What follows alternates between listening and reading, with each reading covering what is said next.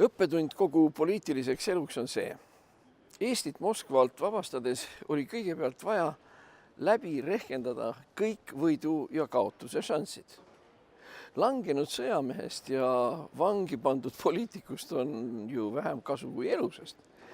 Nagu ka sellest, kes värisedes võitlusväljalt jalga laseb või Riigikogus hääletades erapooletuks jääb. Sest ka üks on lahinguväljal sõdur ja ka üks hääl loeb. Üksinda kirjutasin Eesti Vabariigi suveräänsusdeklaratsiooni kontseptsiooni, teades, et Moskva omad tahavad pärast minult doktorikraadi ära võtta. Ähvardasid, aga ei võtnud. Tänu ühele häälele ei läinud Eesti Euroopa Liitu üksmeelselt. Ühe häälega sai edasi lükatud rahade pildumine Kreekale.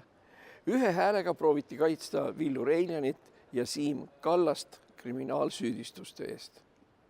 Väga väheste häältega proovisime kaitsta Ungarit ja Rumeeniat Euroopa Liidu sanktsioonide eest.